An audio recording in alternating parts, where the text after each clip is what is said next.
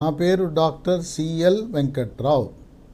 నా cell number, WhatsApp number 9848055806 9848055806.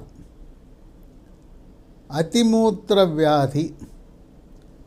అతిమూత్రం అంటే గంటకు ఒకసారి మూత్రం వస్తుంది. వెళ్ళినప్పుడు కొద్దిగా మూత్ర విసర్జన జరుగుతుంది. కొంతమందికి తరచుగా మూత్రం అవటంతో పాటు నొప్పి, మంట కూడా ఉంటుంది. గంటకి మూత్రము అతిగా అవడానికి కొన్ని కారణాలు ప్రత్యేకంగా ఉన్నాయి. షుగర్ వ్యాధి ఉన్న వారికి ఈ విధంగా గంటకి షుగర్ కంట్రోల్ సరిగా లేనప్పుడు జరుగుతూ ఉంటుంది. కొద్దిమందికి షుగర్ కంట్రోల్ ఉన్నా కూడా ఇలా గంటకు మూత్ర విసర్జనకు వెళ్ళాలనే పరిస్థితి ఏర్పడుతుంది. ఇక మంట, నొప్పి ఉందంటే, తరచుగా వెళ్ళవలసి వచ్చిందంటే, ఈ మంట నొప్పితో పాటు కొద్దిగా ఒళ్ళు వేడిగా ఉండటం, చలి జ్వరం లాగా ఉండటం, అది యూరినరీ ట్రాక్ట్ ఇన్ఫెక్షన్కి సంకేతం. ఇక మనం కాఫీ, టీలు తరచుగా తాగటం వల్ల కూడా గంటకి మూత్ర విసర్జనకి వెళ్ళవలసిన అవసరం ఏర్పడుతుంది. ఇవి కాకుండా కొంతమందికి కారణాలు తెలవు, గంటకి వెళ్ళవలసి వస్తుంది. చాలా ఇబ్బందికరంగా ఉంటుంది. ఆ కోరిక, మూత్ర విసర్జన చేయాలనే కోరిక కలగగానే వెంటనే వెళ్ళాలి. లేకపోతే చుక్కలు బొట్లు మూత్రం కారిపోతుంటుంది. మగవారిలో 50 సంవత్సరాలు దాటిన తర్వాత ప్రాస్టేట్ అనే గ్రంథి పెరుగుతుంది. ఆ ప్రాస్టేట్ గ్రంథి పెరిగినప్పుడు కూడా గంటకి మూత్ర విసర్జనకు వెళ్ళాలనే కోరిక కలుగుతుంది. దీన్ని అతిమూత్రము అంటారు. ఈ అతిమూత్రం ఉన్నప్పుడు చాలా ఇబ్బందికరమైన పరిస్థితి. ముఖ్యంగా బస్సుల్లో ప్రయాణం చేస్తే వాళ్ళు గంటకి బస్సు ఆపమంటే ఆపరు. రైలు అయితే పర్వాలేదు, రైల్లో మనకు టాయిలెట్ ఉంటుంది. మరి మనకి ప్రతి గంటకి బాత్రూమ్ వసతి, మూత్ర విసర్జన చేసే వసతి కూడా ఉండకపోవచ్చు. ఈ అతిమూత్రాన్ని ముందు ఉన్నవాళ్ళు షుగర్ ఉన్నదా లేదా తెలుసుకోవాలి. షుగర్కి ట్యాబ్లెట్లు వాడుతున్నా, నియంత్రణ సరిగా ఉన్నదా లేదా తెలుసుకోవాలంటే 3 నెలలకు ఒకసారి చేసే పరీక్ష ఉంది. HbA1c అనే పరీక్ష చేయించుకుని దాంట్లో 7 కంటే తక్కువ ఉంటే షుగర్ కంట్రోల్ బాగా ఉన్నట్టుగా మనకు అవగాహన అవుతుంది.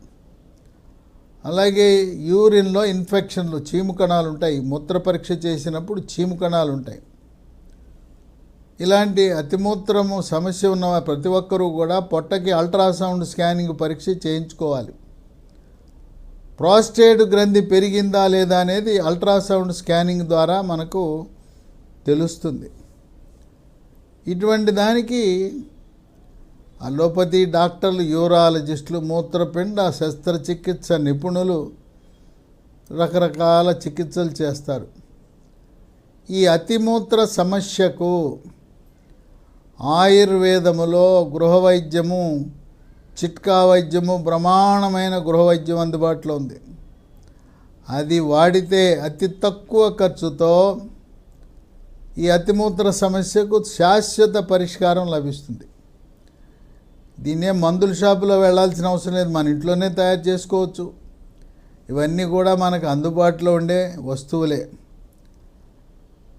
ఈ మనము గృహ వైద్యము, చిట్కా వైద్యం ఎలా చేసుకోవాలంటే, మొట్టమొదటిది నల్ల నువ్వులు గోరువెచ్చగా కొంచెం దోరగా వేయించండి.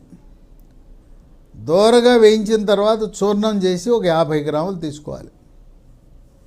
తెల్ల నువ్వులు పనికిరావు, నల్ల నువ్వులే పనికొస్తాయి. రెండోది వాముని దోరగా వేయించి చూర్ణము పొడి చేసి 25 గ్రాములు తీసుకోవాలి. మూడోది తుంగ ముస్తల. ఈ తుంగ ముస్తల అనేది మనకు ఆయుర్వేద మందుల షాపులో దొరుకుతుంది, లేదా కిరాణా షాపుల్లో కూడా దొరుకుతుంది. దీన్ని కొనుక్కోవచ్చు. దీన్ని ఒక 25 గ్రాములు తీసుకోవాలి. నాలుగోది దాల్చిన చెక్క 10 గ్రాములు, జాపత్రి చూర్ణం ఒక 5 గ్రాములు. ఈ 5 తీసుకుని పొడి చేయాలి. మిక్సీలో వేసుకోవచ్చు, లేకపోతే మీరు నూరుకుని పొడి చేయొచ్చు. ఈ తయారు చేసిన పొడిని, ఇది దాదాపు ఒక నెల రోజులకు సరిపోతుంది. ఈ పొడి ఎక్కువగా వాడకూడదు. ఉదయం 2 గ్రాములు, రాత్రి 2 గ్రాములు. ఉదయము టిఫిన్కు ముందు అరగంట ముందు, రాత్రి భోజనానికి అరగంట ముందు వేసుకోవాలి. 2 గ్రాములు వేసుకుంటే చాలు. 2 గ్రాముల్ని ఒక 2-3 చుక్కల తేనెతో కలిపి పేస్టులా తయారు చేసి తీసుకోవచ్చు. షుగర్ వ్యాధి, డయాబెటీస్, మధుమేహ వ్యాధి ఉన్నవారు మాత్రం తేనె వాడకూడదు. ఆ చూర్ణాన్ని తీసుకుని నీళ్లు తాగేయచ్చు. ఇది అద్భుతమైన చిట్కా, గృహ వైద్యము. అతిమూత్రం ఉన్నవారు ఎన్నో హాస్పిటళ్ళు తిరుగుంటారు, రకరకాల స్కానింగ్ పరీక్షలు చేయించుకుని వేల రూపాయలు ఖర్చు పెట్టి ఉంటారు. అలోపతి మందులకు ఫలితం లభించి ఉండదు. అలాంటి వారు ఈ చిట్కా వైద్యము, గృహ వైద్యంతో అద్భుతమైన మీకు ఫలితాలు లభిస్తాయి. శాశ్వత పరిష్కారం లభిస్తుంది. ఇది పెద్ద ఖర్చుతో కూడుకున్న గృహ వైద్యం కూడా కాదు. ఇది పేదలు, నిరుపేదలు, దిగువ మధ్య తరగతి వాళ్ళు కూడా వాడుకుంటే నయమైపోతుంది. ఒక నెల రోజులు వాడేసరికి మీకు గుణం కనపడుతుంది. అసలు 3 నెలలు వాడేసరికి పూర్తిగా నయమైపోతుంది.